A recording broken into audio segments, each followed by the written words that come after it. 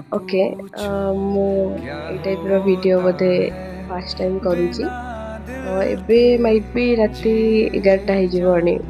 ମୁଁ ଏଇଥିପାଇଁ ଏଇ ଭିଡ଼ିଓ କଲି ସମସ୍ତଙ୍କ ଲାଇଫ୍ ମାନେ ସମସ୍ତେ ବି ଏବେ ଏବେ ଗୋଟେ ଲାଇକ୍ କଣ କହିଲେ ଡାଉନ୍ ଫିଲ୍ କରିବେ ଲାଇକ୍ ଅପସେଟ୍ ହେଇଯାଇଥିବେ ନହେଲେ କିଛି ଗୋଟେ ହେଇଥିବ ମନ ଦୁଃଖ ଲାଗୁଥିବ ତ ସେଇ ଟାଇମ୍ରେ ଆମେ କ'ଣ ଆଇଦର୍ କୁଆ ପଳେଇ ମାନେ ଯାଉ ଭରି ନହେଲେ କାହାକୁ କଲ୍ କରୁ କଥା ହଉ। ମୁଁ ଯେହେତୁ ଝିଅ ମୋ ପାଖରେ ସେ ରାଇଟ୍ସ ନାହିଁ ବାହାରେ ଯିବାକୁ ମାନେ ଝିଅମାନଙ୍କ ପାଖରେ ଥାଏ ବଟ୍ ମୋ ପାଖରେ ନାହିଁ ଏତେ ରାତିରେ ବାହାରକୁ ଯିବାକୁ। ମୁଁ କ'ଣ କଲି କଣ୍ଟାକ୍ଟରେ କେତେଟା ପିଲା ଅଛନ୍ତି ଯେଉଁମାନଙ୍କୁ କଲ୍ କଲି। ତ ଓବିୟସଲି ଜଣେ ଜାଣିପାରିବ ମାନେ ଦି ଜଣଙ୍କ ସହ କଥା ହବ ତା ଭଏସ୍ରୁ ଜାଣିପାରିବ ପିଲାଟା ଖୁସି ଅଛି କି ତାର ମନ ଦୁଃଖ ଅଛି କ'ଣ। ମୁଁ 5-6ଟା ପିଲାଙ୍କୁ ମାଇଟ୍ ବି କଲ୍ କରିଥିବି। ସେ ଭିତରୁ ଜଣେ ବି ମୋତେ ପଚାରିଲେନି ମଧୁ କ'ଣ ହେଇଛି। ସେମିତି କିଛି ରିଜିନ୍ ନାହିଁ କ'ଣ ହେଲା ଭଳିଆ ବଟ୍ ବେଳେବେଳେ ମୋତେ ଟିକେ ଏମିତି ଡାଉନ୍ ଫିଲ୍ ହୁଏ। ତ ସେଇଠୁ ମୁଁ 2ଟା ଜିନିଷ ଶିଖିବାକୁ ପାଇଲି। ଫାଷ୍ଟ ଜିନିଷ ତ ହେଉଛି ତମେ 20 ଜଣଙ୍କୁ ଭଲ ପାଅ 1000 ଜଣଙ୍କୁ ଭଲ ପାଇଯାଅ ସେଇ ଭିତରୁ ଯଦି ତମକୁ 2 ଜଣ ଭଲ ପାଉଛନ୍ତି ନା ସେଇଟା ବହୁତ ଭ୍ୟାଲ୍ୟୁ କରେ। ତମେ 1000 ଜଣଙ୍କୁ ଭଲ ପାଇକି ଏକ୍ସପେକ୍ଟ କରୁଥିବ ଭାଇ ମୋ ଖରାପ ଟାଇମ୍ରେ ସିଏ ମୋତେ ପଚାରୁ ହଁ ମଧୁ କ'ଣ ହେଇଛି କ'ଣ ନାହିଁ ବଟ୍ ସେମାନେ କେହି ପଚାରିବେନି। ତମେ ଯାହାକୁ ଭଲ ପାଉଥିବ କିନ୍ତୁ ତମକୁ ଯୋଉ 2 ଜଣ ଭଲ ପାଉଥିବେ ନା ତମେ ହାଲୋ କରୁ କରୁକା ସିଏ ବୁଝିଯିବେ ଭାଇ ୟାର କ'ଣ ଗୋଟେ ହେଇଛି।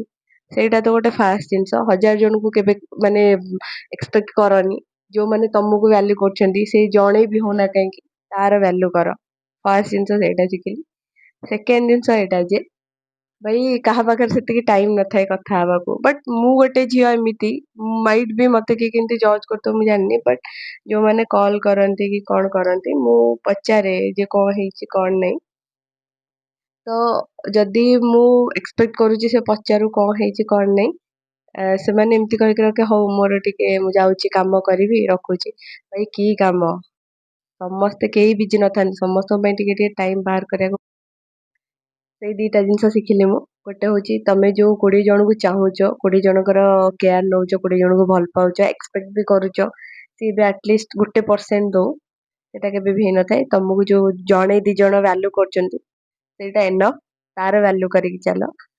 ସେକେଣ୍ଡ ଜିନିଷ ତମ ପାଇଁ କେହି ଫ୍ରି ରହିବେନି।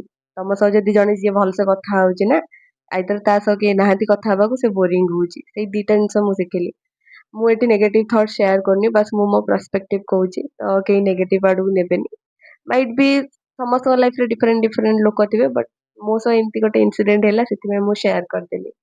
ତ ବାଏ ଗୁଡ୍ ନାଇଟ୍।